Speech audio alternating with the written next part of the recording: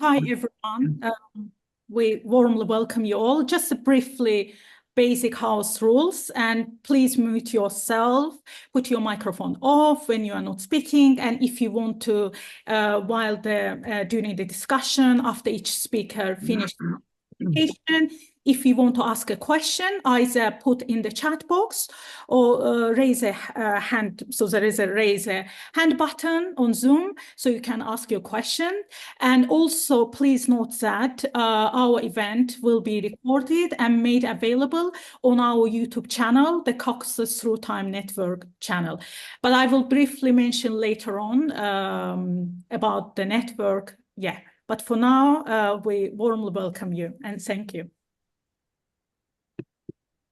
Hi everybody once again. I'm Maka Dvalishvili and I'm head of Georgian Arts and Culture Center, a leading organization together with the Caucasus Traditional Building Revival.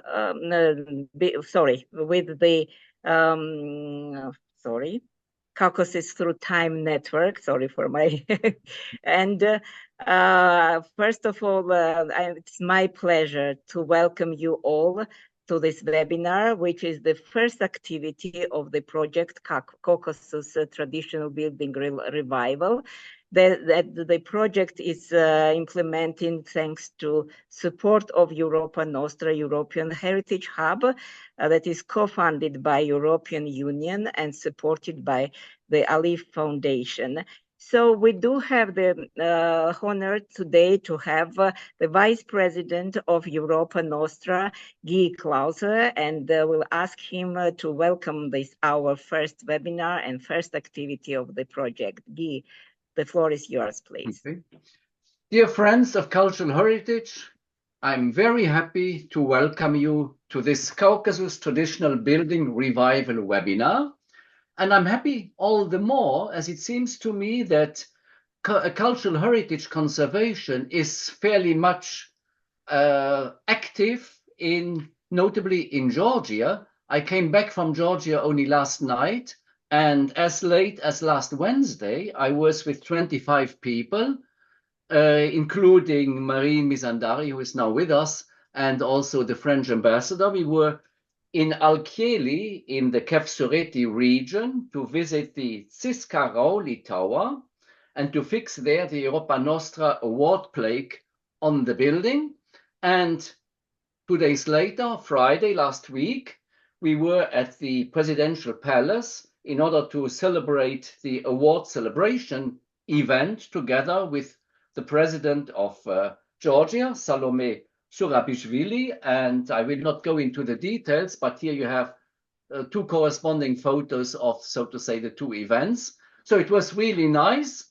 And now let's, however, turn to your activity today.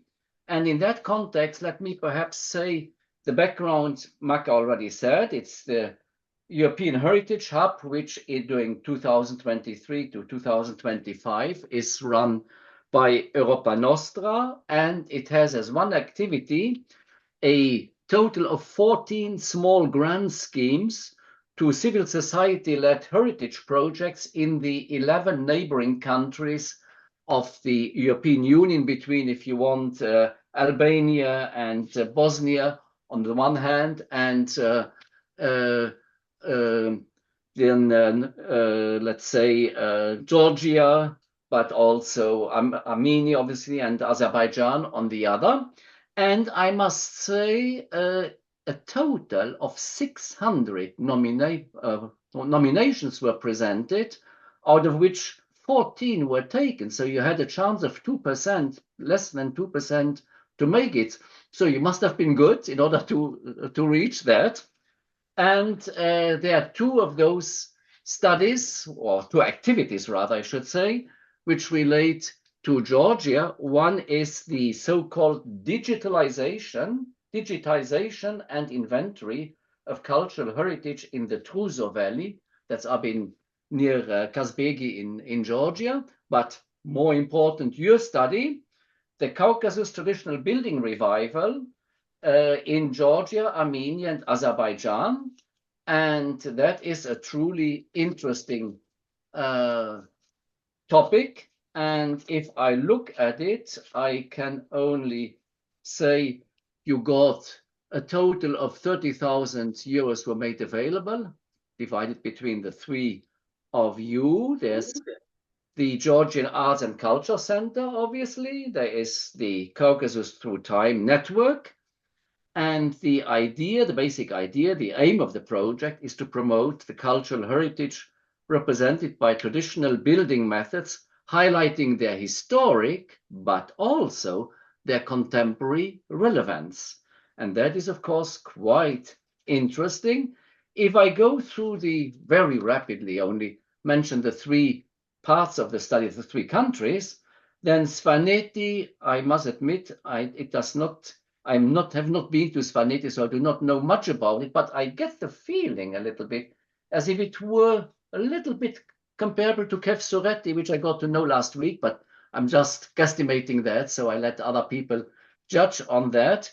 The other country is Armenia, where I was in 2016, and where I in particular also visited Gyumri, which is one of your topics. Gyumri is a very interesting place. It's second largest city in the country. It was suffering from a fairly heavy earthquake, strength 6.8. In 1988, when I visited, it was already nicely again recuperated. It also is a city interesting because you have 30 to 40,000 Russian soldiers stationed there. And when I take Azerbaijan, again, I've been there in 2019. And if I see, for instance, that you include the Sheki Khan's Palace, a very interesting building, also with an interesting residence directly next door. And also, again, the city of Kinalik, which is at a location of over 2,000 meters high. Again, very interesting in terms of rural architecture. So I must say, I'm looking forward to hear more about all that. Thank you very much. Thank you, Guy. It was really very honor for us to make this kind of short and important presentation of coming from Europa Nostra about in general highlighting the cultural heritage of our countries and the project at the same time. So now I will go directly to the project and I will introduce two representatives of the project who will be involved in this particular webinar. This is Narmin, whom you already talked, who was already helping us with some technical issues and who will continue let us know more information about the Caucasus Through Time Network. And we have also here Ruben Davtyan from Armenia, who will moderate our session today. So I will say a few words about Georgian Arts and Culture Center.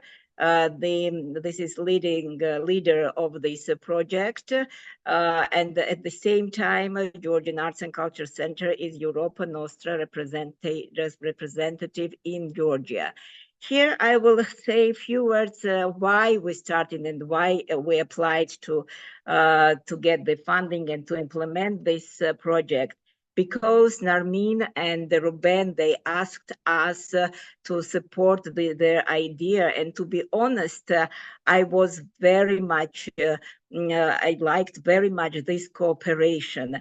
And when we get more information about this network, I was happy that all these South Caucasus countries get together to make the studies of the region that we have very rarely cooperated in.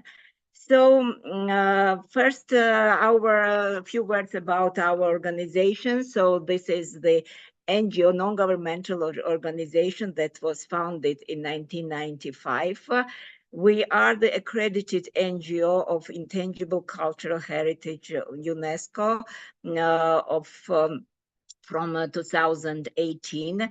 We are the member of the World Crafts Council Europe from 2017, and at the same time, as I mentioned already, the official representative of Europa Nostra in Georgia from 2016.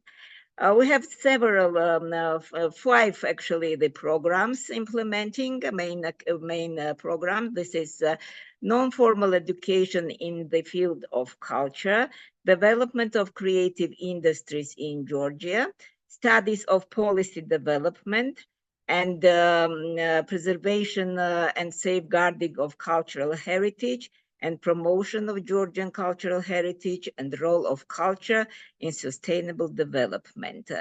Of course, we are implementing many of smaller projects in terms of these main programs, and we have also founded during these years social enterprise Historiali that promotes and supports the craftsmakers, promotes Georgian cultural heritage and supports craftsmakers.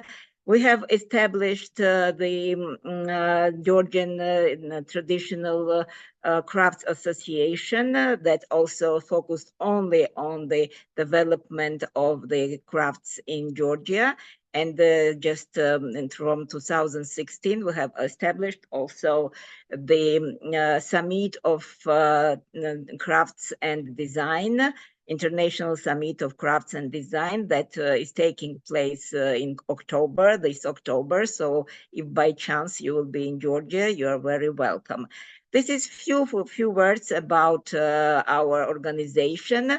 And I just will add that we have received several awards from Europa Nostra, and also we have two monuments of Georgia already inscribed in 7th endangered list. So now I pass the floor to Narmina, who is representing our cooperation, and she will say more about the network and about the project itself. Narmina, the floor is yours. Thank you.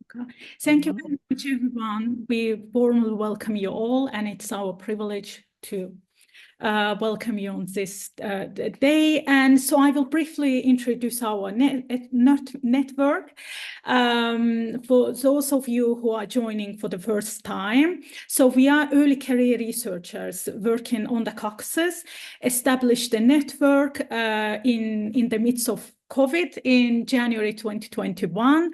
And this is the first interdisciplinary research network that aims to bring together regional, archaeological, anthropological, historical debates and discussions, discuss current research carried out in the Caucasus. So we are open to the field of broadly arts and humanities, in the Caucasus and, of course, adjacent regions. And the network is an inclusive, encouraging environment. We put strong emphasis on uniting, transcending the national boundaries, and, of course, enhancing dialogue.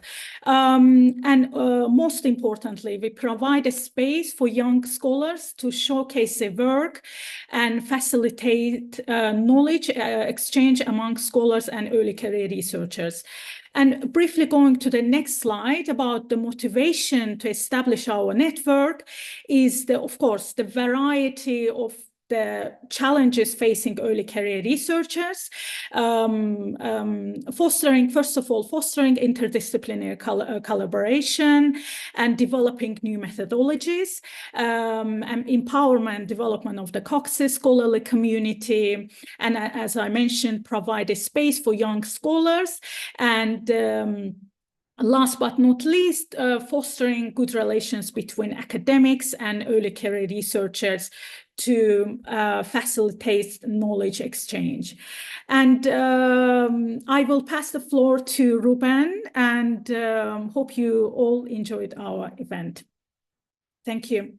Thank you very much. I have the pleasure to describe our project, but some points have already been touched upon. So I just want to mention that our primary objective is to invite researchers specializing in the traditional architecture and raise awareness of its advantages, particularly the environmental, cultural, and social benefits. In line with Europa Nostra's objectives, a significant advantage of our project is its cross-border and cross-boundary nature, free from unnecessary political debates and so on. Today, through our webinar, we will provide a snapshot of various projects happening in the South Caucasus that align with our mission. Our aim is to share research findings across borders and foster an atmosphere of mutual knowledge exchange. I will introduce our speakers shortly, but before that, I'd like to briefly mention our next steps, particularly regarding a funding opportunity. Some key information is on the slide. So we are seeking researchers with experience in heritage studies in the South Caucasus to conduct research and documentation on a selected building or group of buildings constructed wholly or partially using sustainable materials. The site must be located in one of the South Caucasus countries. We are also asking successful applicants to create an informative and visually engaging infographic, which includes key details about their research, documentation result, and so on. This will make the data accessible to a wider audience. We also want them to present their results at a conference we will organize and fund in spring 2025. The funding available is up to 4,000 euro, including taxes and fees. The application process is easy peasy, it's very simple and brief, and you can find the link on our website or social media channels. If you have any questions, feel free to reach out to us. The deadline is 15th of September, just 6 days away. So please spread the word and stay tuned. Now, turning to today's event, I am pleased to introduce our, so once again, our websites and socials from GACC and CTTN. And as I said, I think we already can move on to the to the speakers. And I would like, ask, I think, Gwen to stop sharing her screen. And I would and I'm pleased to introduce to our first speaker, Professor Dr. Stefan Aplis, who is already well known to many of us. He is an assistant professor at the University of Münster and the University of Erlangen-Nuremberg in Germany. In his current human geography research project, he's exploring the impact of tourism practices on the Svaneti region in Georgia. Today, he will present his project in the Latali community, considered the gateway to the mountainous region of Svanetia. Dear Stefan, you can share your screen and the floor is yours. Okay. Then thank you very much for the friendly introduction. And I certainly want to express at first how pleased I am to talk about this project. We finally realized it took us about 5 years to bring it on the way. And last year in summer, we were able to bring a lot of students to Svaneti and make this project there. So my first big thank you goes to everyone who contributed to the project, and these were the students of ethnography and architecture from the State University and Free University of Tbilisi, and to the students of medias design and film from Ostfalia University in Germany. A big thank you certainly to the professors, and very important to the inhabitants of Latali, who opened their houses, their spaces for us, and took us or gave us an insight into their cultural worlds. Now, Svaneti is known for its so far largely untouched mountain landscape and for the remarkable architecture of its mountain villages. It's an historic region in the Caucasus, and as you can read everywhere, it's considered a space with its own culture that survived even the Soviet times. Most of the mountain dwellers who live in Svaneti all year long, they practice self-sufficient mountain farming. But for the last few years, since 2010, Svaneti has been subject to perhaps the most significant changes since the Soviet era due to an increasing tourism. If you take a look at a selection of Caucasus business contributions from recent years, you can see that there is an immense pressure being generated towards tourism development. I want to mention only two crucial aspects here. First of all, Svaneti is to become a destination for year-round winter tourism, ski tourism, where everything that is forbidden in Europe, just such as heli skiing, off-piste skiing, and other things, is being allowed and is being practiced, which is a very big danger for the agricultural practices there. And the second point is that due to the construction or the increasing construction of new hotels with higher standard accommodation, private accommodation providers are coming under more and more pressure to renovate, and in the medium and long term, the people are losing the opportunity to find an income by taking in tourists, and so far combine agriculture and tourism, for example. And we have a lot of projects there in the region, even projects from like the European project Greta. And these projects are a little bit difficult as well because they are also driving the development of Svaneti as a global tourism brand by staging the region as a globally unique space. You can here see on the slide a screenshot of the promotional film produced for the International Tourism Fair in Berlin in 2023. Svaneti is called a place there in this film, quote, a place where all the knowledge and wisdom that may be lost to the rest of the world is preserved, whatever that's supposed to mean. Svaneti is a mountainous region in northeast of Georgia, as can be seen on this map. I've been working in the region since 2015 and have written several publications about it, and I posted excerpts from my books, journalistic articles, and scientific essays in German and English on my blog. And I recommend these contributions here because they inform about the fundamental social, economic, and ecological challenges facing the regions. And there are also contributions on the history of Georgia during the Soviet era, which, in addition to the plans of restructuring the traditional society, was very, very formative for the architecture.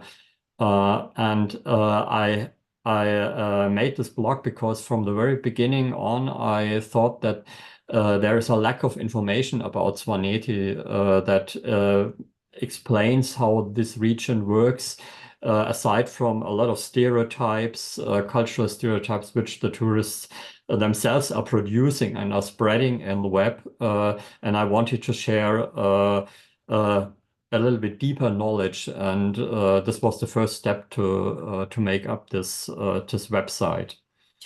The Latali community, you can see Latali here. Latali is located outside the tourist hotspots of Mestia here and Ushkuli there, and has so far been lucky, so to speak, that it has not been so massively affected by the tourism transformation. At the same time, people from Latali can find work with the tourism providers of Mestia, but nevertheless, Latali is also affected by labor migration, among others, to Germany, because the economic situation in Georgia, especially in the peripheral region, is very problematic, as you know. We had named 3 goals for our project envisioning Svaneti, which revolve around the historical heritage, the change over the times, and the ideas and wishes of the inhabitants for the future. We wanted to capture all this in pictures, film, and texts from the perspective of the people who live in Latali. These were our 3 main goals. The village community is made up of several villages, as you can see here in German here, the village community of Latali, several villages here. And the village community has a rich historical heritage, and there is also a social, often intangible heritage, deeply inscribed in the space, an heritage that only the people know who are living there, and only people who are living here can tell about. So it is difficult for visitors to discover this from the outside. Nino Zeridiani can be seen here, an ethnographer famous in the community working on the South Caucasus, was our most crucial contact person on site and as well our host for the workshop. She's been working scientifically on Latali for many years, wrote a doctoral thesis about Latali and so on. She opened many spaces for us there in Latali that mostly remain closed to visitors. On my blog here, she's published an article as well on the connection between architecture and traditional role concepts on my blog, which I approvingly recommend as a basis. I would now like to conclude by giving an insight into 3 of the spaces we were dealing with. First, there is the traditional residential and stable building in Svaneti, the so-called machubi. These houses often have very rich, elaborated and designed elements here, interior architecture here, and many other things. These houses were in former times used to bring people and animals together in one room in winter because of the cold. And there are many of these machubis still preserved in very often very bad condition in Svaneti. There is a list of all these buildings, but usually people don't get any support by the state to preserve the buildings. And very often you have, when you are in Svaneti, the situation that you find an old machubi and the people who own the machubi, they don't want to let you in because they are ashamed of the condition and ashamed of their lack of possibilities to conserve their family heritage, for example. So for your project, if anyone has time, I'm very afraid that I can't work or I can't follow your offer. There are many buildings there that could easily be preserved with a sum of up to 4,000 euros or so. Then here you see the structural combination or connection of machubis and the defense power. This is called in the literature a swan fortress very often. And various defensive elements connect the buildings, as you can see here. And in Latali, even underground passages between swan fortresses are still preserved. And finally, there's a connection between spatial structures in material and in immaterial terms. Nino Zerdiani has been researching this for a very long time. In Svaneti, you find an often unmarked religious geography along with material and immaterial inscriptions in the built and a non-built space. And we also wanted to map such inscriptions and document them on the website we finally realized. Why a website like this? Some words for the beginning.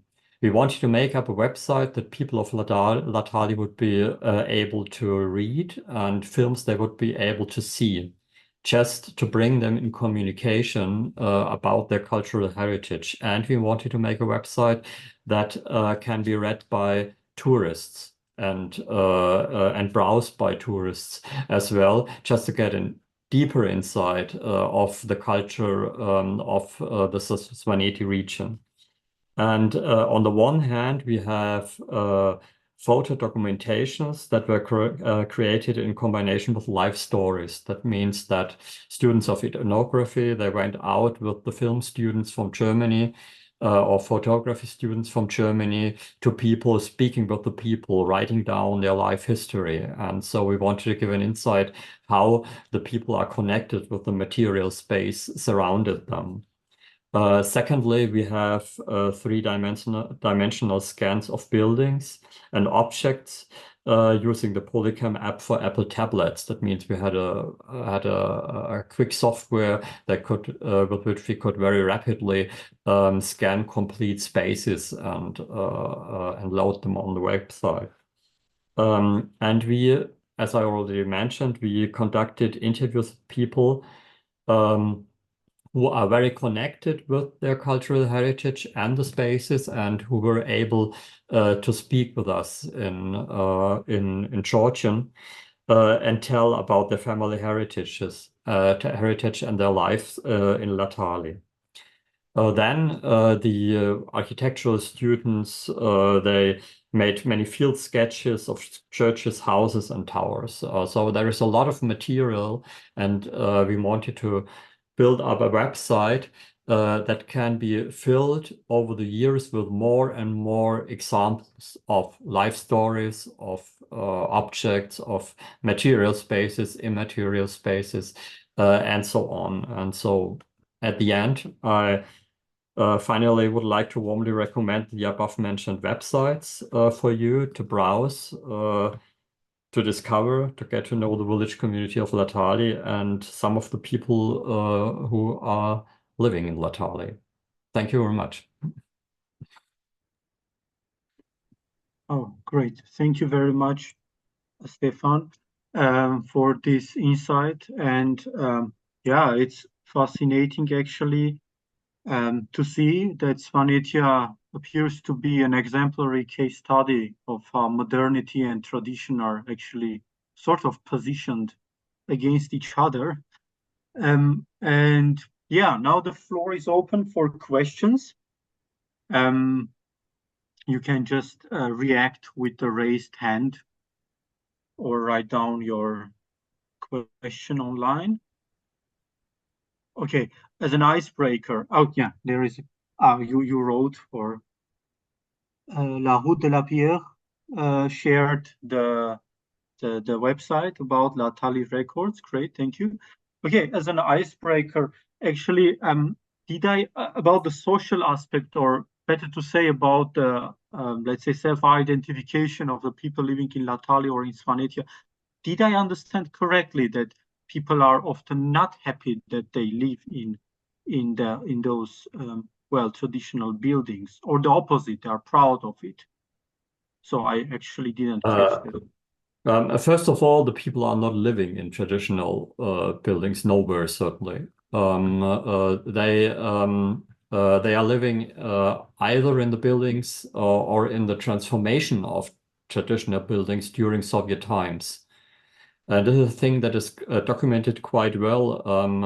Svaneti was part of the first 5-year plan of the Soviet Union. And the Soviets wanted to show on the example of several spaces that they are able even to transform very traditional spaces. And so Ushkuli, this is something that hardly anyone knows was part of the first 5-year plan.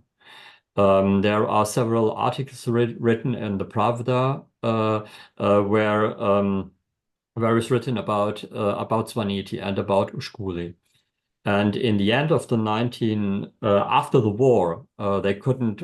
Then the Second World War came up, and many years after the war, in the 1950s, they started to rebuild the buildings, and there were two strategies, I would say. Many of the old buildings were simply broken down, I think, as well to break down the concepts of the people and to show that in the end, the Soviet power can do anything they want to. And the other strategy was to And from the material of the towers were built up community spaces, schools, for example, hospitals, for example, kolkhoz building, and so on. This was one thing. Breaking building down and building up something new from the same material to show we can change these livelihoods and so on. And then the towers and the machuvis they were opened by building their balconies in this Georgian style you could find everywhere. And then later they were opened as well the windows when glass windows were set in. And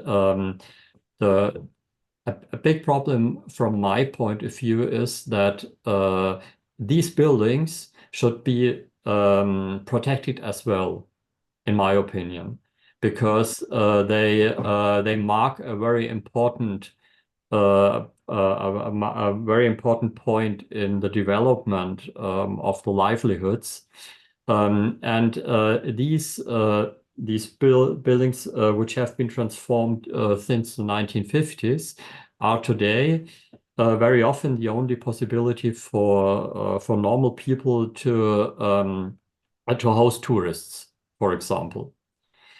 And if you take then in the end Ushguli, I mean, Ushguli is something very special insofar as Ushguli has lost, even I think since 3 years or so, Ushguli in the end shouldn't be UNESCO World Heritage anymore, because many of the conditions are not fulfilled anymore.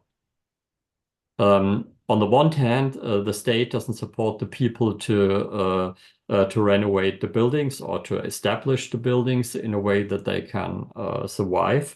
And in the other hand, Ushguli is highly performed by touristic activities. So many objects there, and very much of the material space is already lost. And this was the point why we went to Latali, because many people dealing with the cultural heritage in Svaneti, they say, no, in the end, finally, Ushguli is lost. Mesia is lost anyway. So we have to have a look on the spaces that they're outside the tourist hotspots.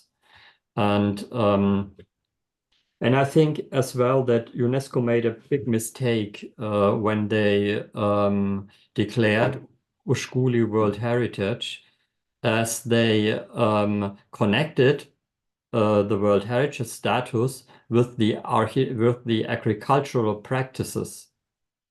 And in the upper villages of Ushguli, which have been transformed during Soviet times,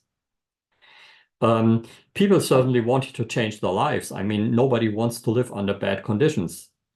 But the UNESCO condition was that in the end, you have to go on living like you have been living under bad conditions during the last 20, 30 years.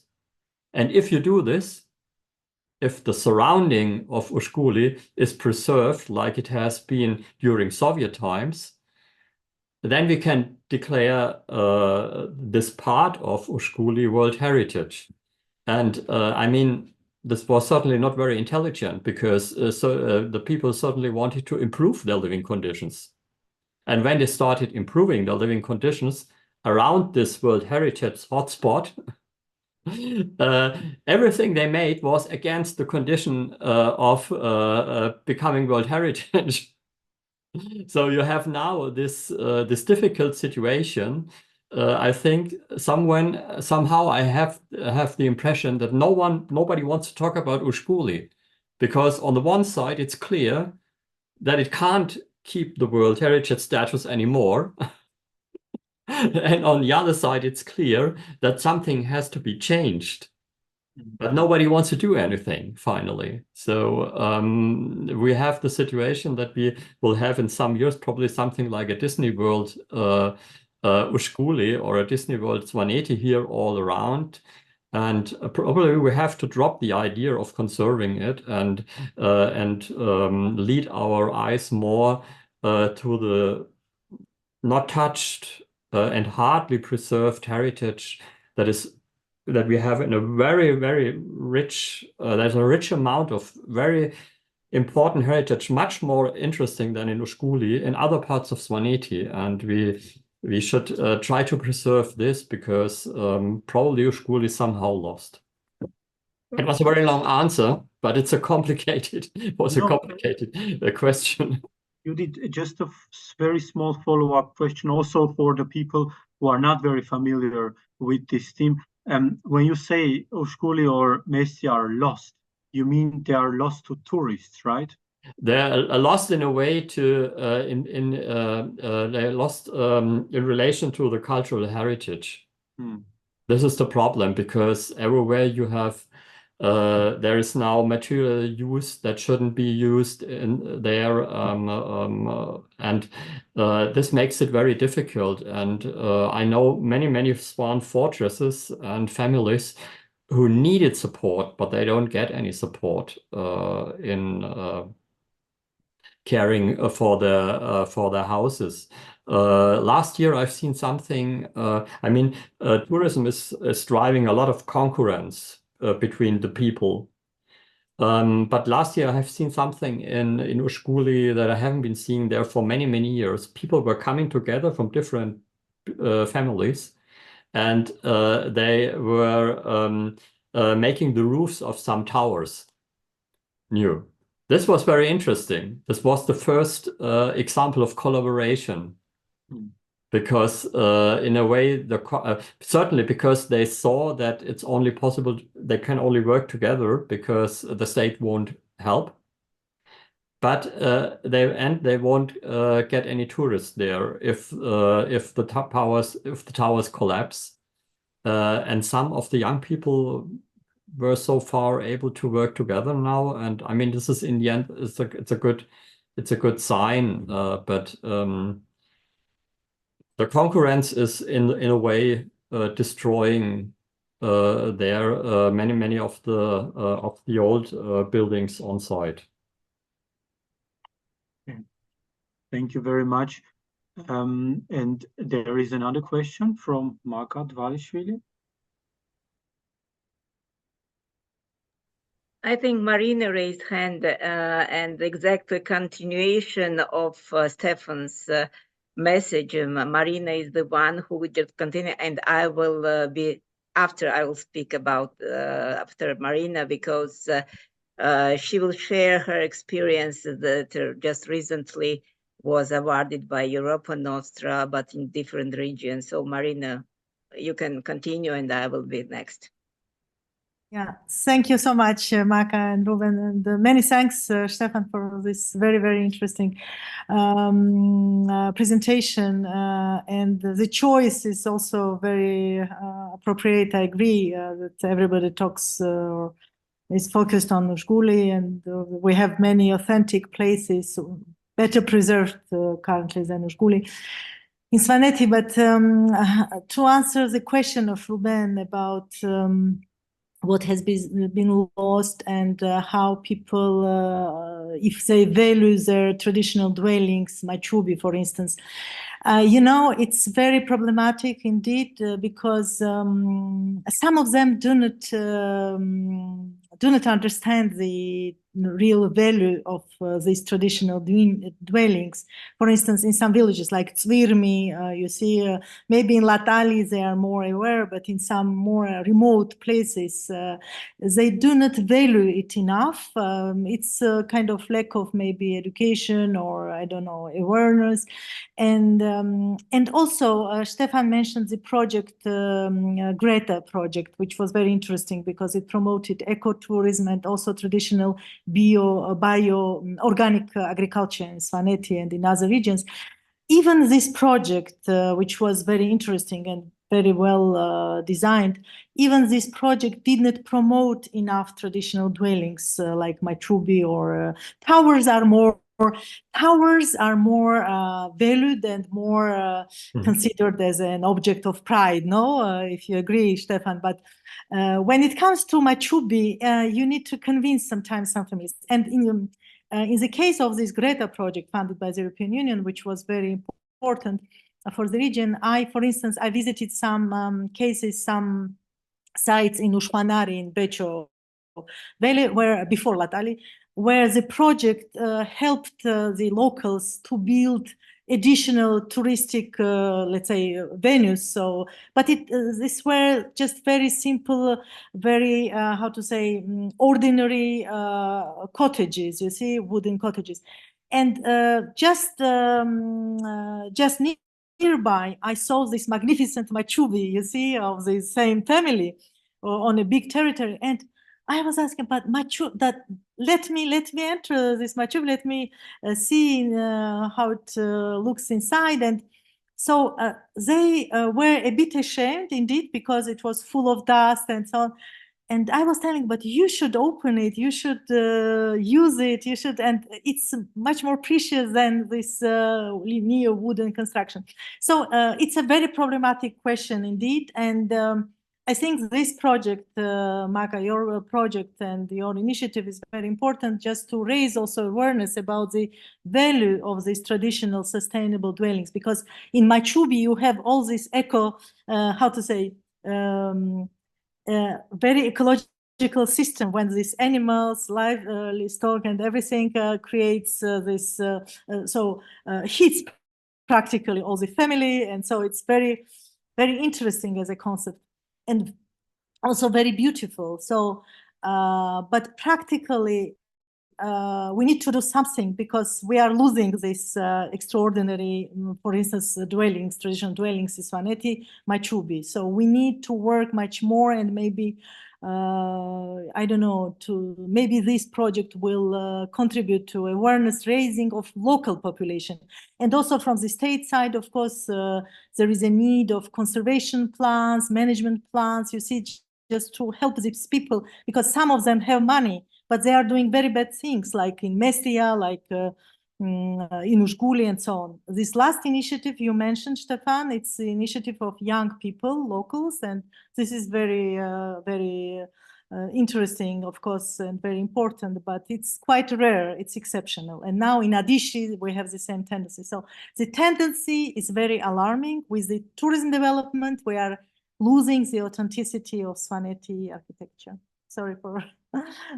No, thank you. Thank you. This was very useful, and you gave actually also really broad description of what is happening.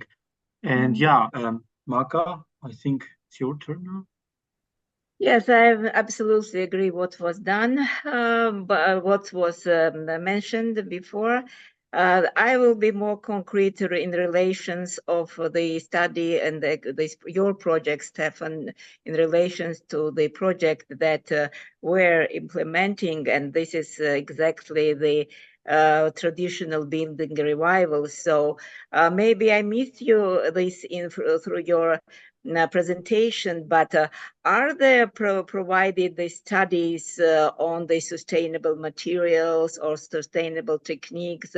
Can we benefit, this project can benefit from the information that have been studied in that direction? I think it's very important to understand that this is not a scientific project. It's in a way a popular scientific project. It's a communicational project. What we wanted is bring the people together. And we had only this 1 week, and we had a lot of people with us who have experience in the region and have been working on different issues in the region. And we wanted to bring in something like a creative drive. And Nino Ceriani told us later that more and more people were coming up to her. I mean, she's as well a little bit like an alien there, because it's always difficult if you have a person in the community who is reflecting the community and is reflecting life of the community. And she's written books about the community and so on. But she told us that people are coming to her. They are bringing photos to her. They are bringing objects to her. And they say, tell us something about the things that we have found, for example, in our old machuis and so on. And certainly people think about earning money with the machui. And what we wanted to do, and now the project is at the private university of Tbilisi, the Free University of Tbilisi. We wanted, and students from there were with us, and Georgi Margishvili, a lecturer working there, was with us. And in a way, we wanted to give examples. How could it be getting an insight in the machui without going into the machui?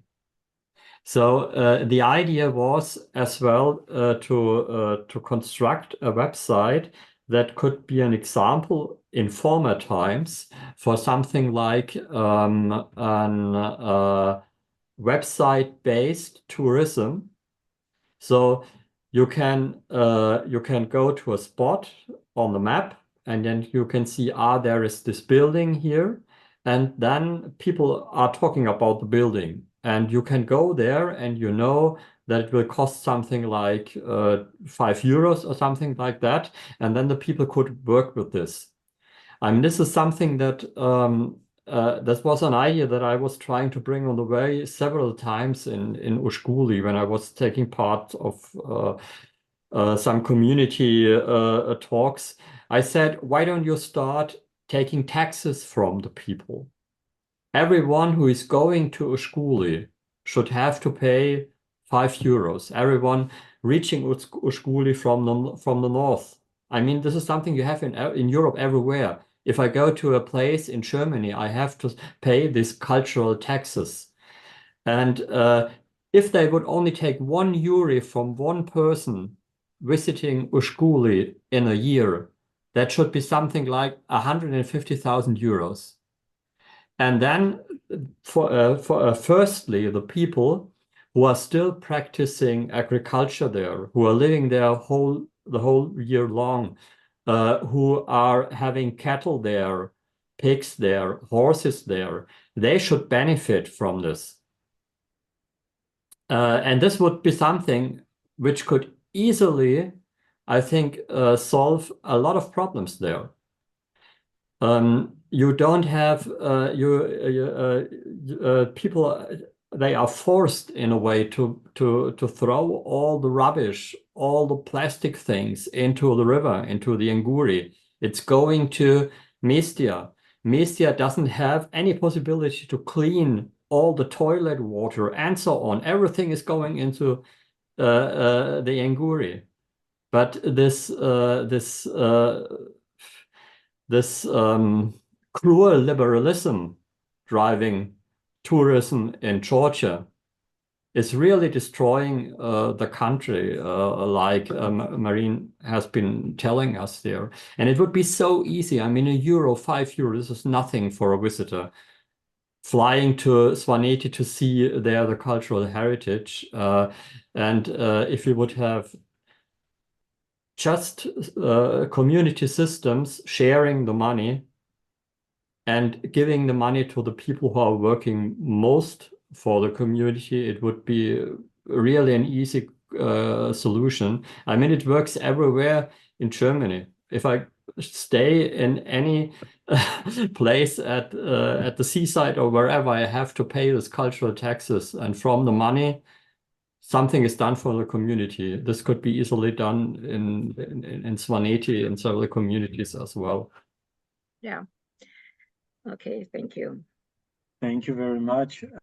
I think Bela Radenovic raised her hand, but if the question is not anymore actual. Okay. So if there are no further questions for Stefan, thank you very much again for very insightful presentation, and also somehow very alarming one, but that's it, right? But thank you very much for the opportunity to talk to you. Thanks. It was a great pleasure. Thank you. Thank you very much. And now I'd like to introduce our next rock star. Professor Suzanne Monod is a professor at the École Nationale Supérieure d'Architecture in France. For over 30 years, she has been creating space for eco-responsible architecture, alternative approaches, and collaborative experiments in various international projects. Today, she will present her research titled Vernacular Architectures with Geosurfaced and Biosourced Materials in Armenia. So, dear Professor Monod, you can share your presentation, and we are all ears. Thank you for this opportunity. I try to present you the art and construction and architecture in Armenia. And I am pleased because these construction are vernacular construction.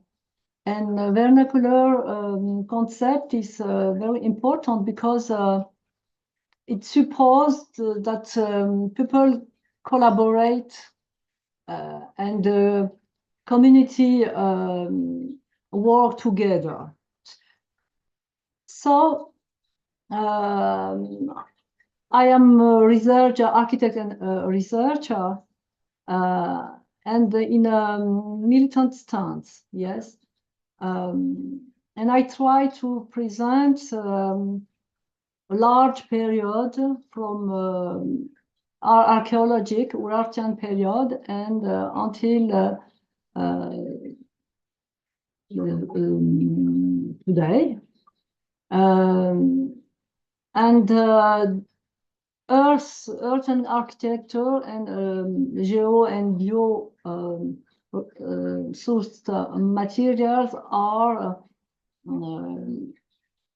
present both in the monumental construction and also in the traditional habitat, for example, Gulhatun house, and in a recent construction also 20th centuries, of 20th centuries. We will see also several various techniques, adobes, bows around earth, and I try to present very fast because I have too much slides, and you say me to stop because I don't have time to do a synthesis, so my slides are too much. Sorry, just to interrupt you. No worries. Just may I ask you to put the slides full screen? This is like on the bottom right to make it larger, everything. Yes. That would be great. Thank you very much. And if it's okay if I stop you in 20 minutes? Okay.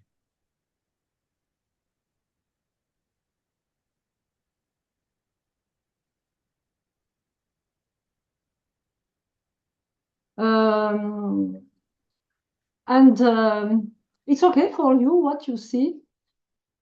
The screen is large. Yeah. Okay. Okay. Okay. And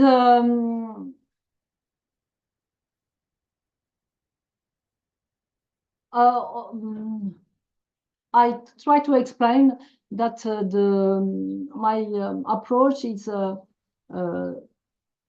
approach who try to transform the process of research and not only action, but with participatory inventory, interview, workshop. We try to identification several typologies, churches, schools, and organize real projects. My hypothesis was that we must try preserving a recognized earth and archaeological heritage.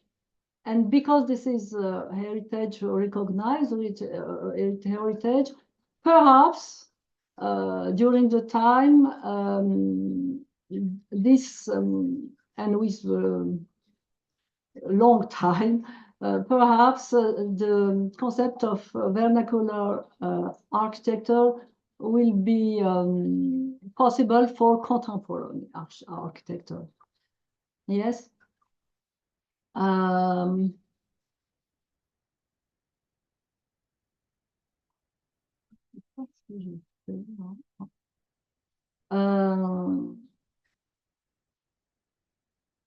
And concerning the earthen architecture, I want to propose a sort of short game, question and answer.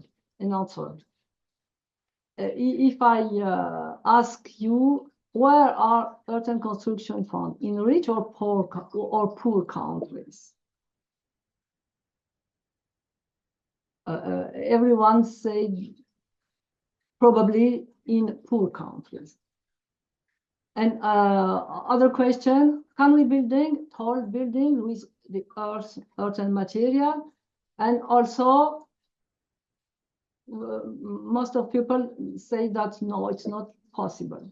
So I want to show that in Lyon, for example, it's a European, it's not a poor town, it's the second French town. We have much buildings, 4 or 6 floors. And for example, in Yemen, Africa, you have 500 years ago, the first skyscrapers, and they are preserving until here. And people are living in earthen houses on the 5 continents, as you can see here. And 30% of planet's habitant housing is with earthen. You can see in China, in Iran, in France, and in Spain, much. And there is several techniques. Here, the laboratory Crater in Grenoble describe 12 different methods, but in France there is 4 techniques, and you can see that it's monumental and very interesting and rich construction. Yes.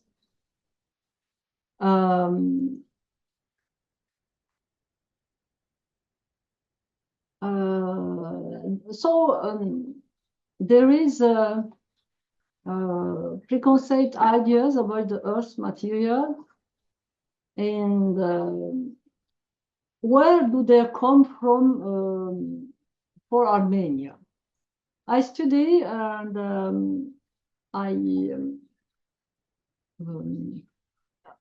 propose to the thesis of André Maruti. It's very interesting because he described how the routed the Western travelers in the East from the 17th century, and in Armenia there is some prejudice and ideology of progress and Western model.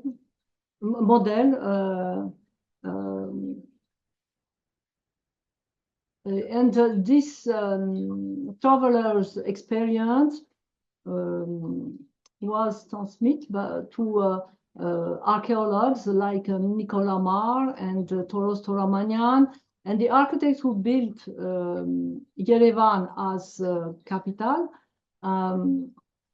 are influenced by this literature, this travelers' history. But I want to show that there is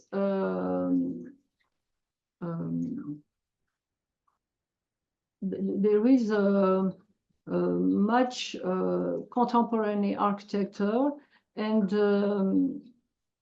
my aim was to convince that these ideas are not right,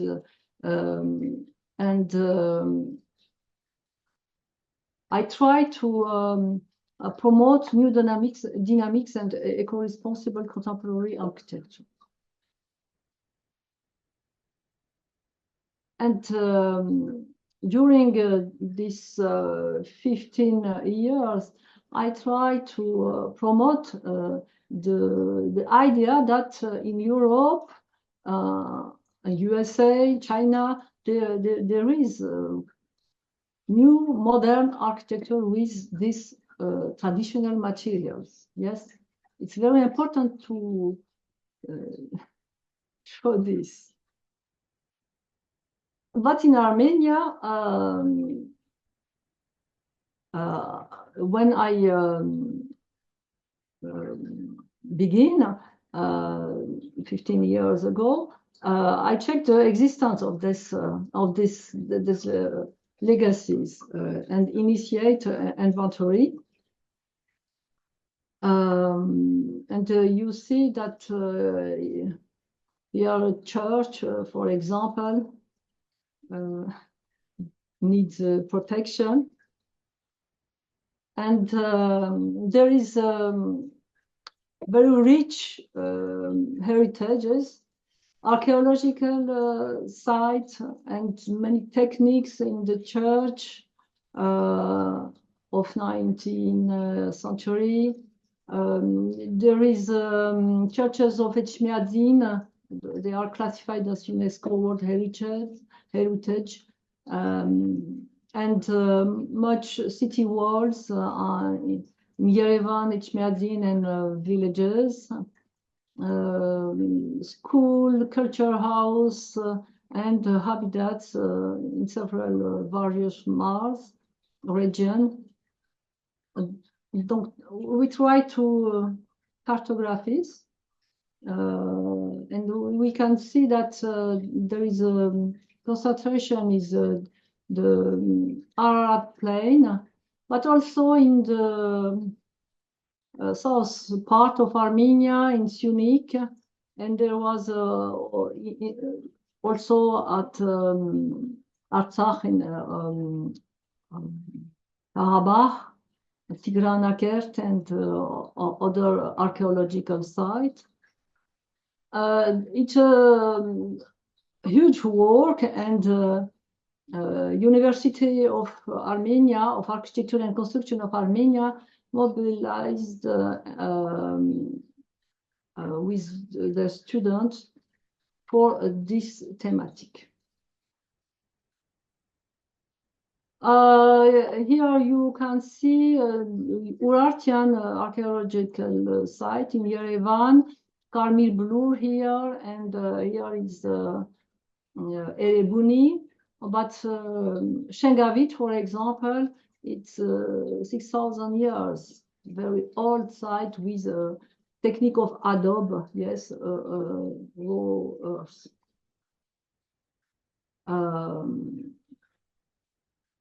Because we can see travelers' images that churches was with these techniques, and now it's a very bad situation, and even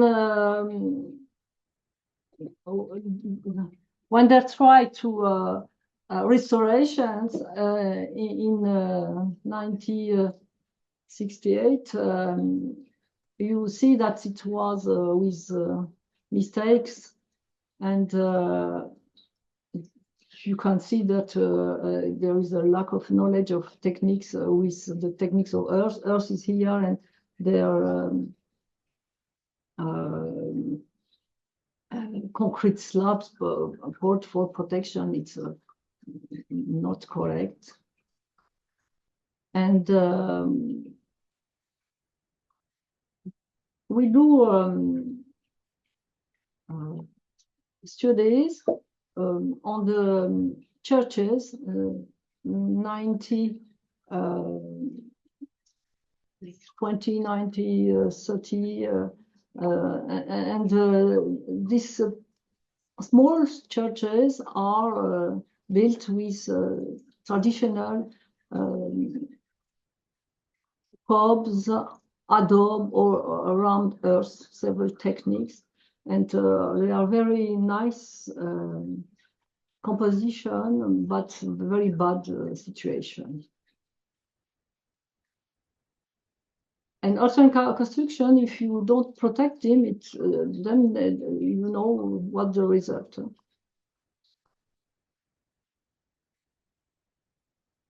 I show you some example of earth row coating here, for example, that protects adobes.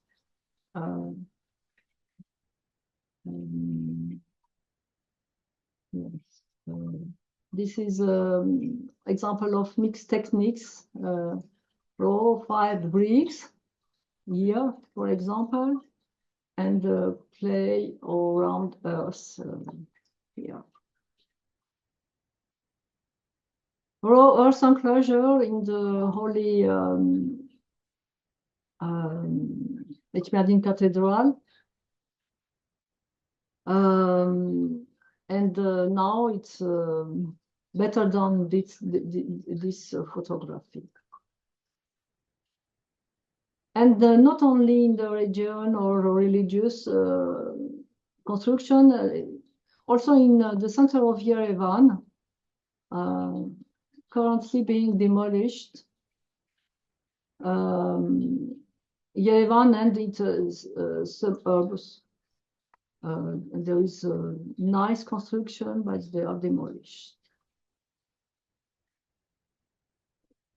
Other example, and you can see that the scale of this construction is not the same that what we can see modern construction. And mixed techniques with stones on facade and adobe or other techniques in the other walls. And these techniques are in diverse regions, and you can see that this vernacular architecture integrated into the landscape because it uses local resources and local earth. It's very important that to construct landscape construction and inequality. Other example in the village and in the last historical district in Yerevan, Kond. Actually, it's destroyed.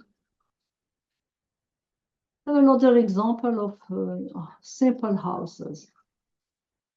And so, if I try to conclude,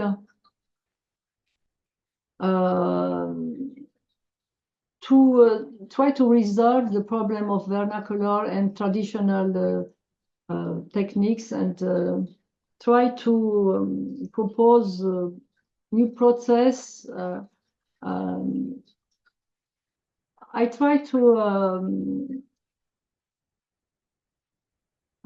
propose university mobility exchange, and we propose a project with between Lyon and Yerevan, and we try to protect Yerevan Erebuni archaeological site.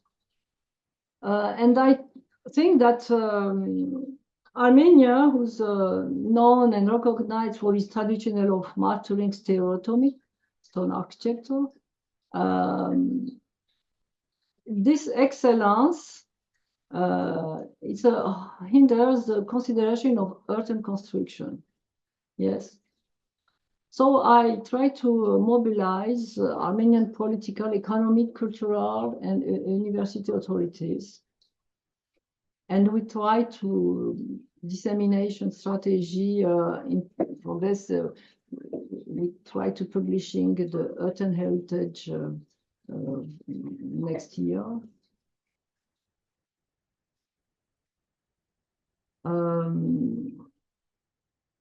This is not a planned strategy with model then applied to an objective defined in advance. It's rather an adventurous approach, and I try to be in confidence and try it indirect and more effective method. This is some description project of publication. This is a project for Erebuni, workshop with the site, archaeological site. We try to do adobs with the student of university. And this project of Erebuni on the archaeological site with the director and Crater, it's an association and laboratory. This is the book who I try to finish next year.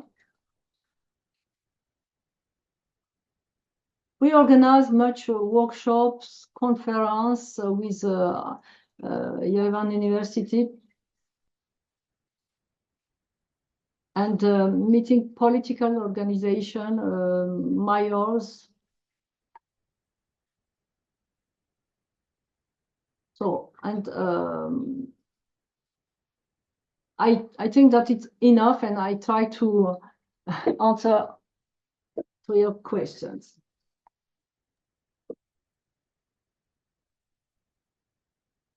Okay? Okay, thank you very much for that very broad presentation coming from the early Bronze Age settlements and finishing with the 20th century architecture. Yeah, fascinating. And yeah, also thank you for sharing the bibliography. It is really very useful. Now, the floor is open for questions. That's why I ask you to raise your hands. If not, I'm again happy to ask you a question specifically about the dissemination of earthen architecture in Armenia. I noticed that this is we see a concentration in the Ararat Valley, right? Yes. At least for the 20th century, but also as far as I understood, but also in the early Bronze Age, or I mean historical, like archaeological periods.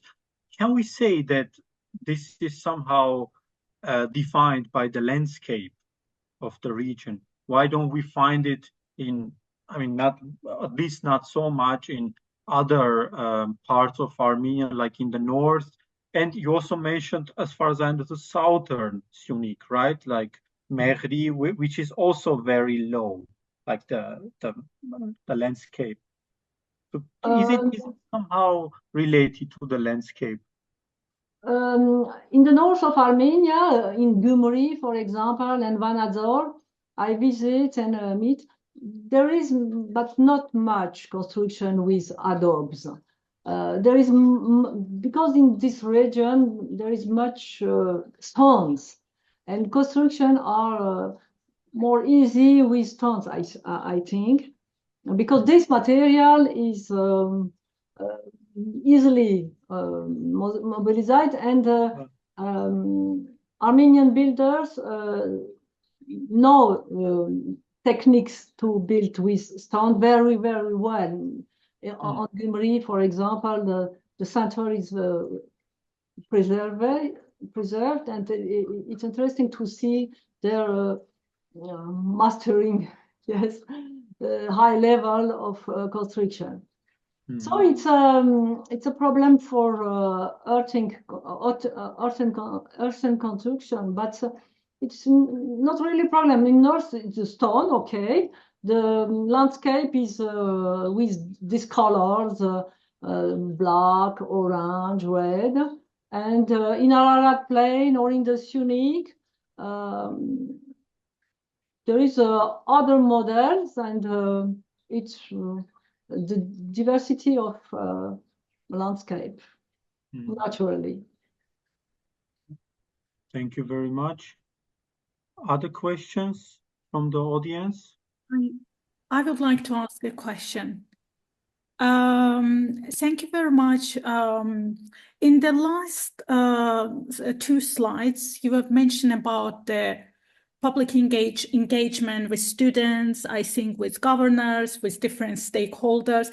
Can you please tell us a little bit about like how this engagement happened with public, and also how you understand the impact of your work? I understand that it's a long process, and it's very complicated because we need time to disseminate this knowledge. And the first time when I was visiting villages, the small churches, earthen construction, the mayor said me, and he think that I was crazy because it's a really bad construction and very destroyed. He don't understand. But during this 10 years, it seems that we have several conferences, and in 2018, there was a summit, the Francophonie summit in Yerevan, and during the public meeting, I tried to explain that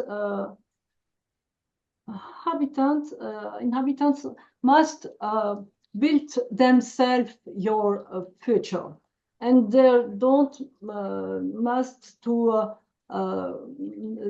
try to. There is no God and no state. In Soviet period, it was state, yes, help and decide for them, and with the religion point of view, it's a God try help everyone. But I explained that it's everyone must try to help himself.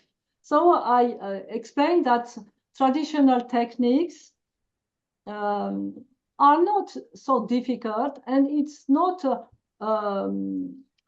poverty, it's not a poor architecture. We can build modern, comfortable, and solid construction with these techniques. And I try to show modern and contemporary architecture in Europe, in France, in Paris, in Lyon, in China, and I think that in university it's sure they're introduce this thematic in your lessons. I see that much researcher thematics and PhD are in with this thematic also. 3 or 5 or 4 PhD in this 10 years are prepared. And we have with Yerevan Mayor a project to conserve and protect and value the Erebuni and Karmil Blur archaeological site. It's in the progress, this work. We try to finish this year. And I think that we think, because I am not alone, we have a team with Crater Grenoble and the financial association, IMF. And we think that the people who work on this project can learn the techniques, and after he can disseminate in his perhaps he tried to construct his own house with these techniques. And during the time, petit à petit, yes, we say in France, during the time it will be a new orientation for modern architecture. It's necessary, ecological point of view, it's necessary. Not only in Armenia, in all the world. In Europe, there is, in Germany, in France, in Switzerland, there is a dynamics in this side. But in South Caucasus, I know that we have much job for this orientation. Indeed. That's why we are here. Okay, we have a question from Louis Dutriot. Yes, so thank you very much for your presentation. You gave a very interesting overview of earth and architecture in Armenia. But at the same time, have you met or looked for builders who know how to build with earth or clay? I don't. So do you know somebody, for example, in Armenia, who Yes. can actually build with Ah, earth? yes. There is one builder who decided to build hotel complex, yes, in Echmiadzin, near the UNESCO churches, protected churches. And he contacted us, me and Crater, and he want to work with us for prepare the adobes. Because we work in Karmir Blur and Erebuni, he see that we do adobes, and he want to participate. And I know that he begin his project. This autumn in October, I will go in Yerevan, and I try to visit his work. Okay, great. Sounds good. So yeah, thanks from the one who asked the question. And now, thank you very much, Professor Monod. This was fascinating, insightful presentation. You can already stop sharing. And now we'll move on to our next speaker, joining us from Baku. Gumru Mirzalieva is an architect and CEO of Habitat Lab Consulting. She has extensive experience in leading environmental sustainability consulting with projects ranging from singular building to entire cities. Today, she will take us on a tour of traditional architecture in Azerbaijan, built using sustainable practices. So, dear Ms. Mirzalieva. Hello, everyone. Sure. Thanks for your introduction. And yes, I'm going to find my presentation.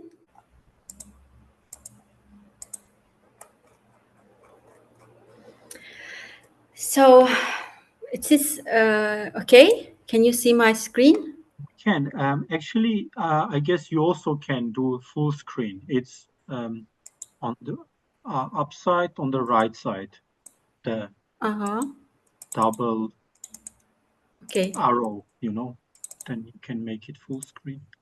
No, unfortunately, I can't. Okay. How about now?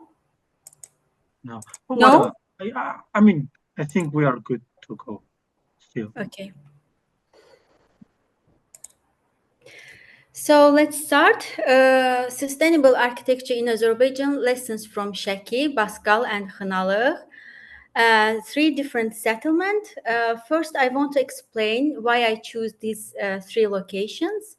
Each of these three regions has significant historical infrastructure, and all three are heritage sites.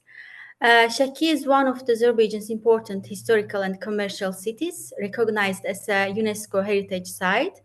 Baskala is a small historical town declared a heritage site 4 years ago, is located on the same route as Shaki and shares architectural similarities.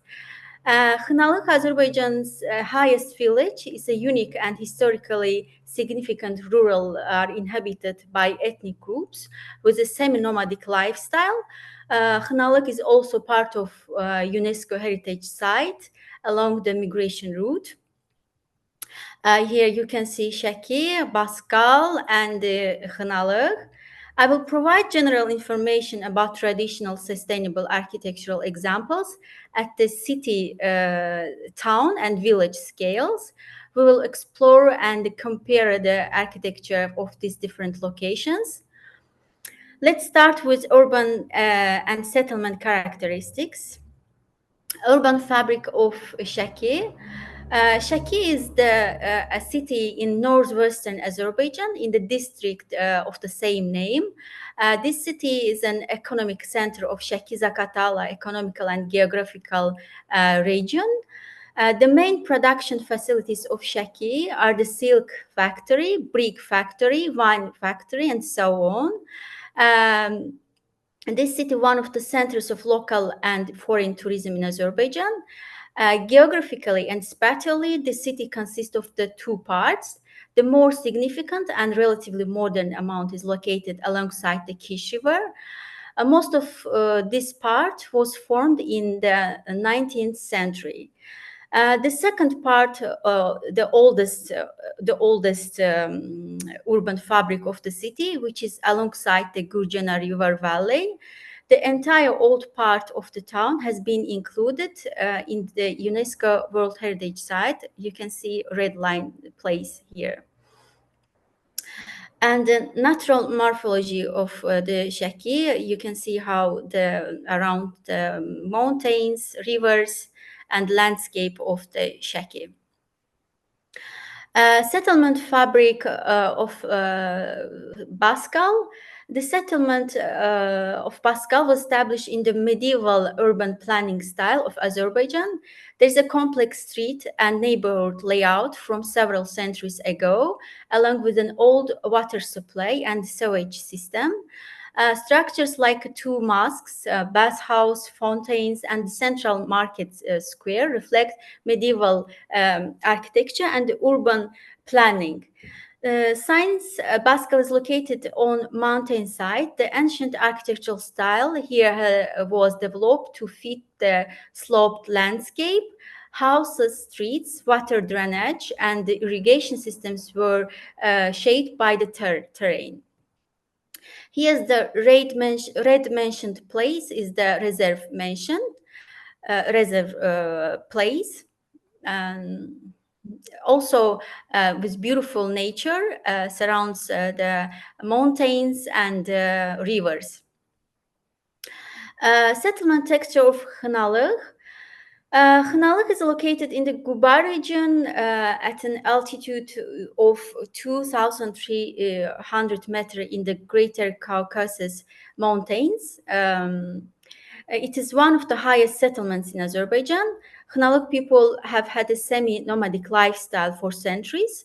The village is situated on a steep mountain peak and consists of terraced rural houses where one house's garden aligns with the roof of another. Here you can see the view of the Khnalugh. And I'm going to talk about the garden systems of Shaki and Baskal. how they use their garden for their economic benefit and economical benefit. The garden is the end point of Shaki's water system and urban layout. Alongside the home, the cultivated field is central to social and economic life. It functions as a productive, self-sufficient area focused on agriculture and silk production. The house is positioned around the garden perimeter with a long side featuring a veranda that faces the cultivated area. Here it's written like Seyvan.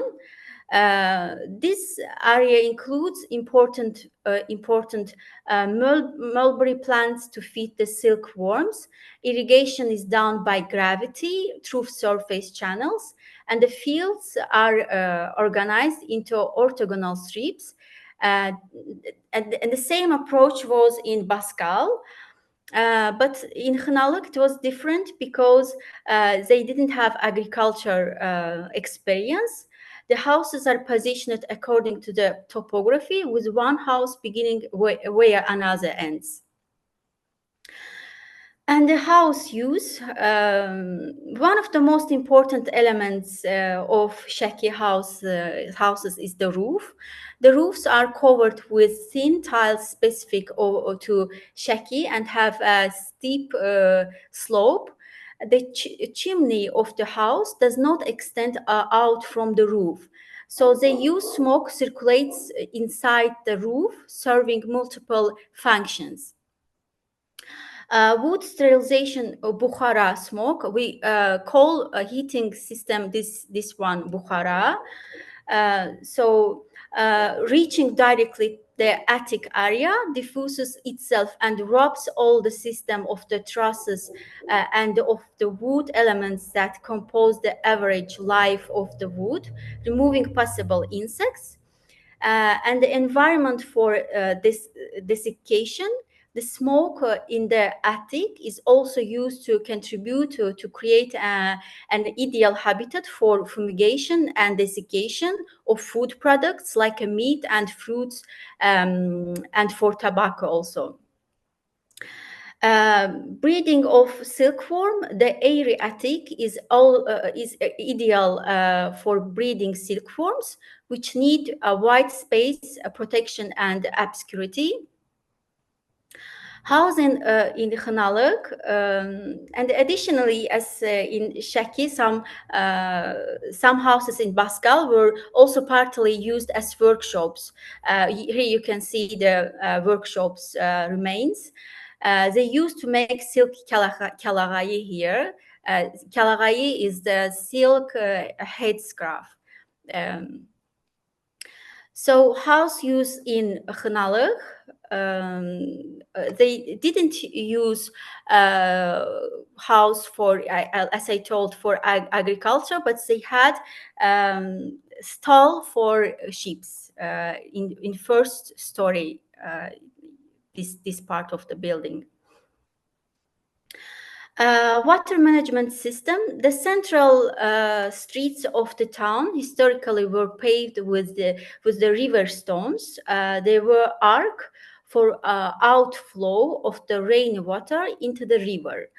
The streets have two large types. One of them, a narrow road with central arcs.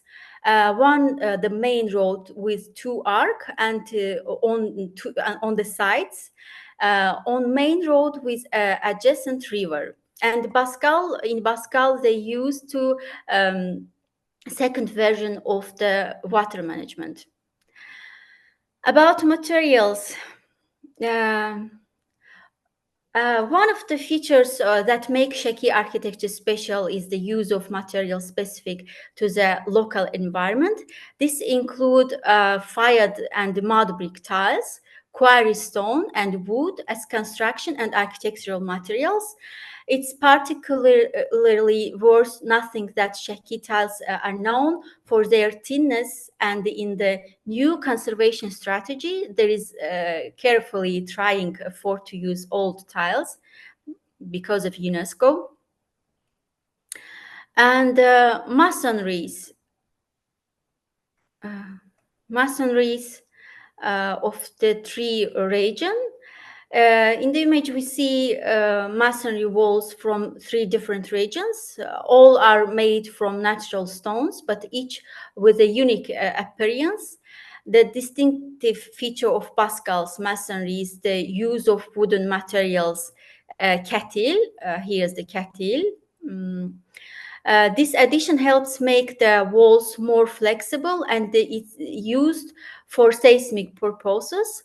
The Khnalik masonry features a mix of sloped and flat. Here you can see sloped and flat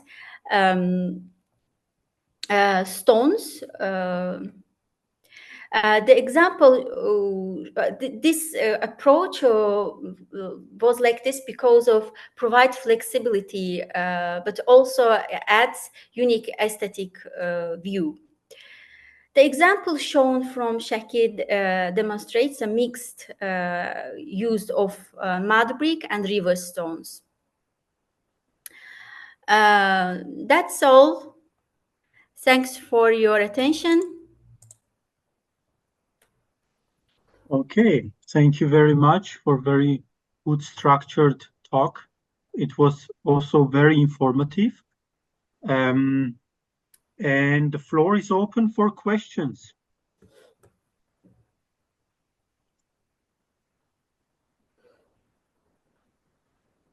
Okay. Actually, I think I will also. You want to? Yeah, sure. Yes, perhaps I have a question. You say in the end, at the end, that there is aesthetic, but I think that on this vernacular architecture, the aesthetic is not an aim. It's a Yes. result only. What do you think about this? I mentioned that there is, of course, there is some function to make walls more dynamic because of seismic plays, but it's also make it unique. Of course, it have function, but this function make these walls also unique. Yes, it's one of the best characteristics of vernacular architecture. Yes, exactly. Nothing is just that. Everything have its own like meaning for construction, for architecture. Thank you. Thank you. Thanks. The next question is from Richard Beale. Hi, Gumru. Thank you for presentation. Are there any similar buildings patterns in other parts of the country? Yes, of course. And I just talked about Shaki and Pascal, but similar characteristic we can see in Ismail also. But Khnalik is very unique, and like this village is no similar village in Azerbaijan like Khnalik. Thank you very much. Yeah. Yes, this is Joanne Skurlock, actually, but this was absolutely fascinating. Wonderful lecture. Do you have some of this published, like in articles, books, somewhere that we can consult? Actually, my all references are from the restoration manuals, and I can share with you through mail if you want. So yes, you can find there a lot of information. Okay, restoration manuals. I'm particularly interested in the silk weaving aspects of this. It's very interesting. One of my colleagues is working on the Silk Road and is interested in silks. She's an Azeri, so and she'll be fascinated. I can't wait to tell her about this sort of thing. But now I just wanted to get straight. The semi-nomads are the ones with the sheep, though, right? Do they do silk also, the semi-nomads? You mean in Khnalik? Yeah. No, there's no silk there. Okay, right. They know silk in the Shaki, and actually Shaki is as a research topic, but in this presentation I made very basic information about this three region. Right. Okay, I just wanted to get that straightened out. Okay, very good. As I said, it was absolutely 100% fascinating. Thank you. Thanks. I only can add that the silk story was really interesting. I don't know of any other examples of really pointing out here is where silk is extracted. Really interesting. And it's very interesting how lifestyle impacts the house. Right. Yeah. Definitely. Okay. If there are there any, I'm sorry? Yeah, maybe we can open it during the discussion, but I had a quick question to Gumru. So Gumru, you've mentioned about like, for me, interesting is about the tourists. So Hınalık, Baskal say welcoming the huge flux of tourists every year.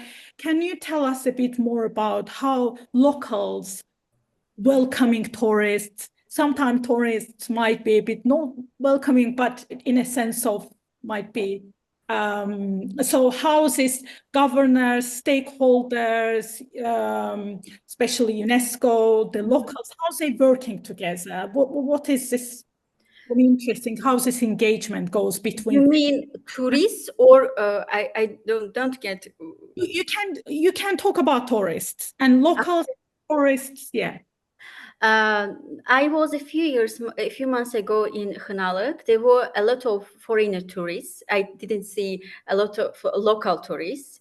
But in Shaki, because of hotels and infrastructure, good infrastructure, our local tourists, like Azerbaijan, like comfort. That's why you can see in Shaki a lot of Azerbaijani local tourists. So yes, everywhere. But Pascal, I think not that famous because it's about 4 years reserve region, and right now it's promoting, but it's not that famous. More famous and unique for foreigner tourists, if you mean, it is Hınalık. For me, also to my foreigner friends, every time like introduce the Hınalık house, unique place, and their lifestyle also unique, semi-nomadic lifestyle, and they don't have good infrastructure, but they don't leave this place, and it's very impressed actually. Thank you. Thank you very much. Thank you very much. You're welcome. If there are no further questions to Gumru, once again, thanks for your presentation, and you can stop sharing the screen. We are coming to the last few minutes to our webinar, so we're gonna discuss sort of what we have listened today and primarily target our speakers. I have to add that Stefan unfortunately had to leave due to some familiar issues, but Susan Monod and Gumru Mirzalieva are here, but also the audience, of course, can participate. So I would like to maybe ask two very short general questions to you both. Actually, I mean, right now, we always hear some political movements or problems, conflicts in South Caucasus, but actually, if you look at it very neutrally, it's a place with a very big economical growth. In all three republics, there is a construction boom now happening since 2000 maybe. So, but somehow this idea of circular architecture or architecture with sustainable materials did not really arrive, or at least I have the feeling it did not arrive. So what do you think? Which are the main obstacles? Is it the mentality? Is it the, I don't know, availability of other things? Or is it just the concrete is fun, So what's your opinions for that? So firstly, Susan Mono, maybe you can give an opinion, and then Ms. Mirzalieva. Opinion about what, please? What are the main obstacles? What are the main problems? Problem for me? No, not. I'm sorry. For Armenians, for example. For your project, yes, you mean. I think that the Armenian people are shocked by the political situation in last year, and it's difficult for them to do cooperation. Well, no, I mean mostly why do they not build with earthen architecture? For earthen architecture, it's there have so much problem in the country, and when I speak about sustainable architecture, they said me, "Oh, Suzanne, we have other problems before sustainable architecture." So yeah, I understand this, but I think, we must to continue because with the exchange, work is in progress. It's there see, and we organize conference, we organize workshops, and student architecture of University of Yerevan are very, very motivated by the workshops, and they learn these techniques. But it's positive for me. And about the project, to 15 September, it's too short. I have no time to. But we announced it some months ago. I'm sorry that you did. I don't know. But have a look on the questionnaire. These are very short ones, so it's not that you need to, I don't know, like spend days for it, you know. So I would encourage still to have a look. But also we can encourage your students, right. Especially students locally, yeah. And special early career researchers is our target. So if you know anyone working in the region, specifically very young scholars, we would love to. Because we know that the amount of money is not much for a large project, so it's, I mean, we acknowledge that, but for a short one, I hope, I think it might come. I mean, it might be enough. Yeah. Please. So about your question, I can say sustainable approach every time is the expensive approach. So first problem, I think, for stakeholders, it is expensivity.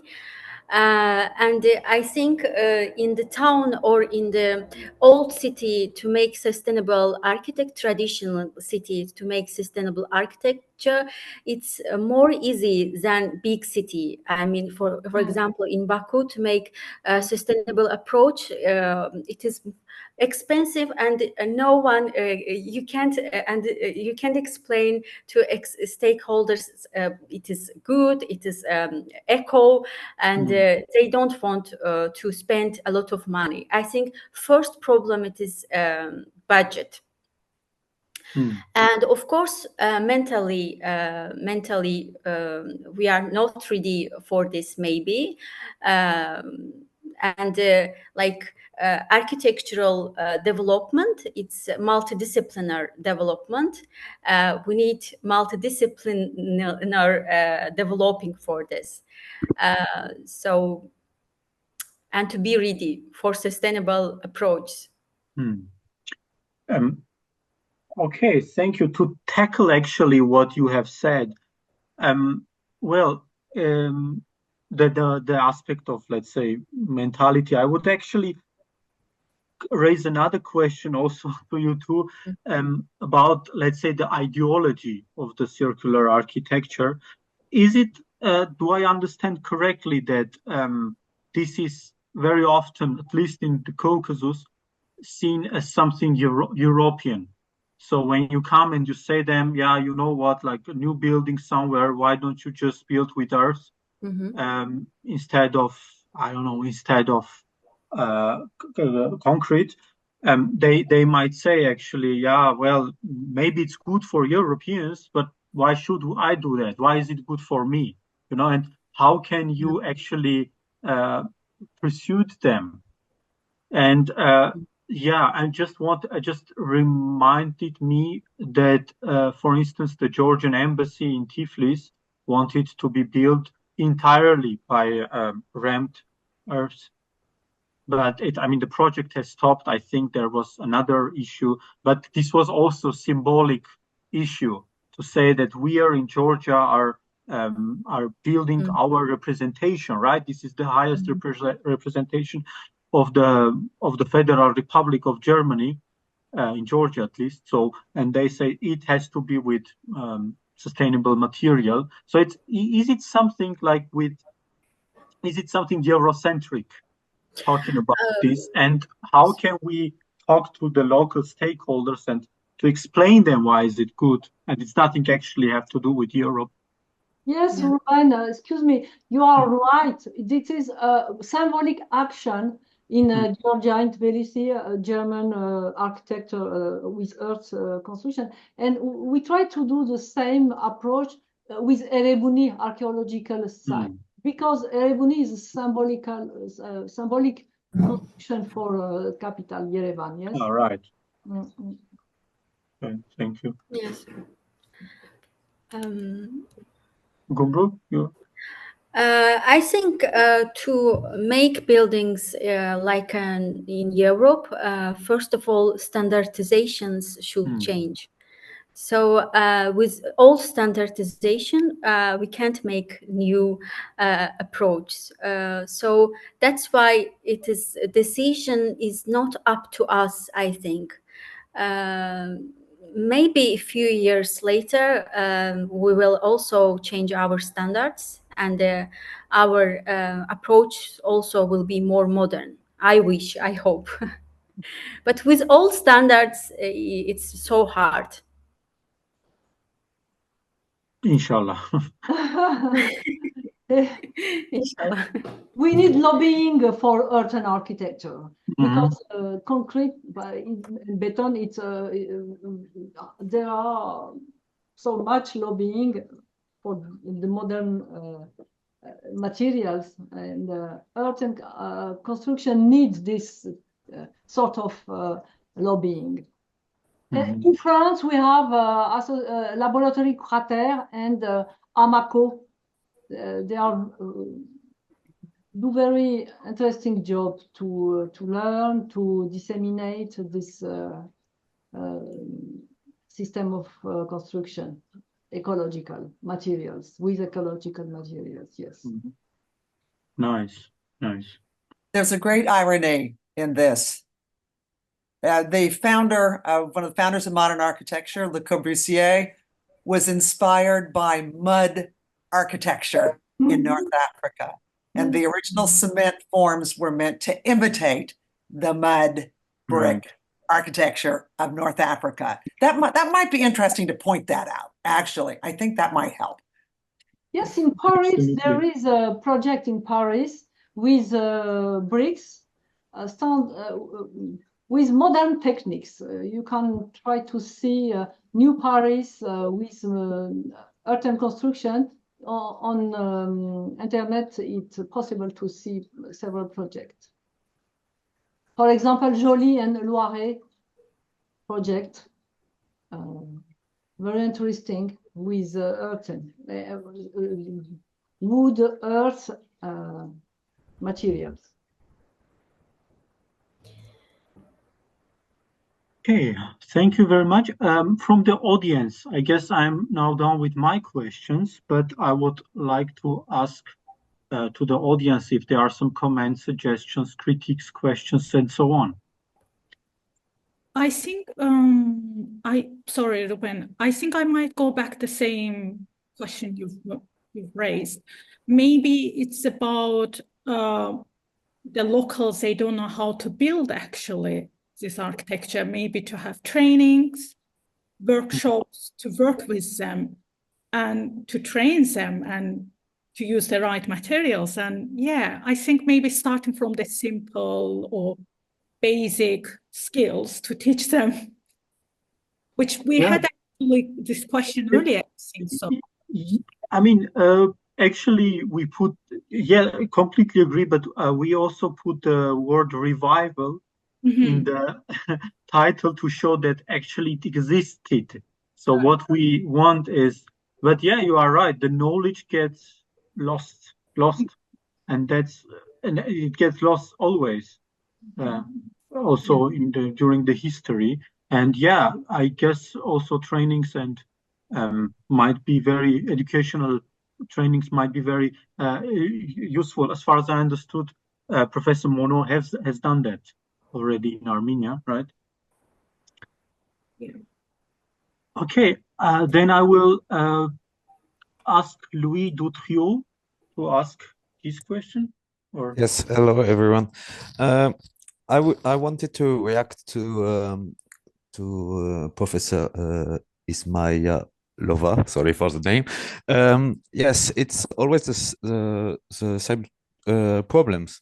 I mean, it's not the real question today, but when you present like this question, like, oh, I want to build with traditional materials, or I make a state of this building has been built with this kind of traditional techniques, and then it's always the same problem. Like that was my question before to Madame Mono. Do you know the situation of the worker first? Because if you say, oh, it's really good to build in this, and there are anyone to do it, so first start to build a proper training session for builders, and it's like we have the same problem in France. We have the same problem in many countries. As our project I work on, the project I work on, it's a state of the stonemasonry job in Europe and Asia.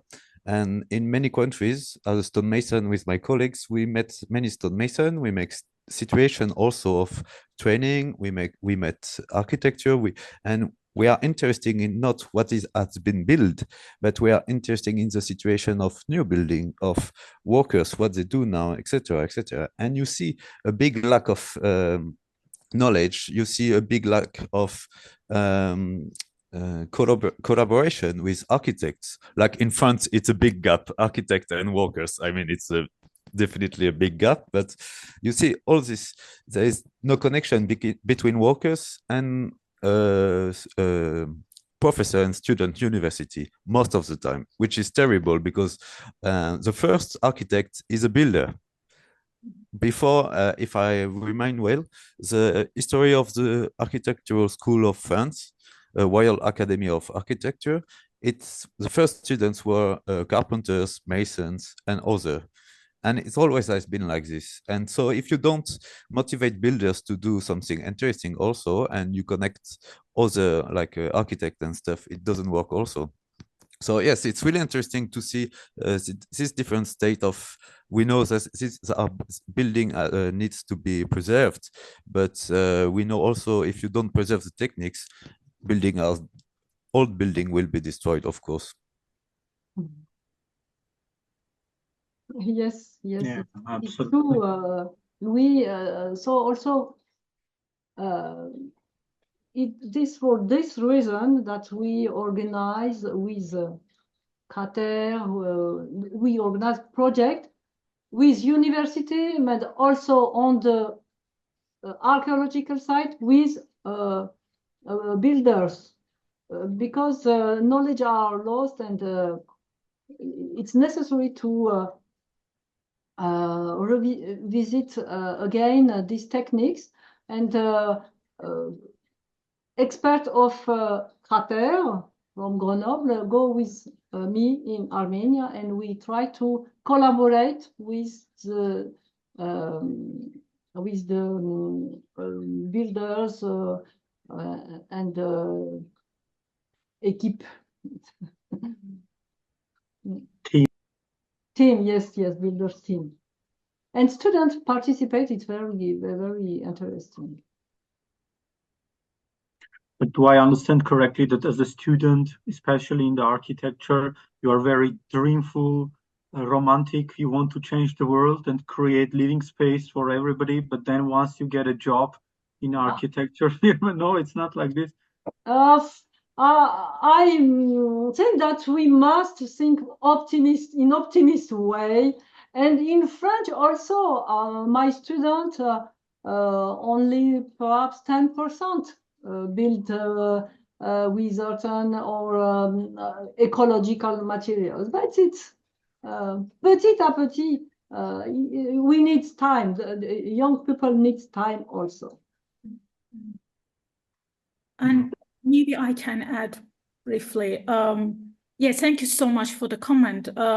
I feel also maybe to have these two things in mind, maybe to really explain what is the benefit of it, but also financially to have some, as we understand the situation in the Caucasus, so maybe financially to help these locals as a start, as a beginning, obviously, to encourage them to go for this architecture.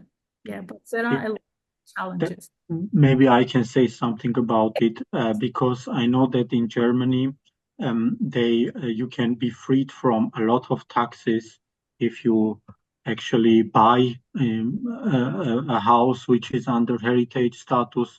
Of course, there are some limitations, but there are also large benefits. And these taxes are not just 1-2%. Of course, it depends on the state and on the year of the building, the material of building, but this is a substantial help, so financial help when you want to buy or sustain your house under heritage status. Yeah, so I agree, legal status, especially connected with taxes, is a crucial element in the whole story.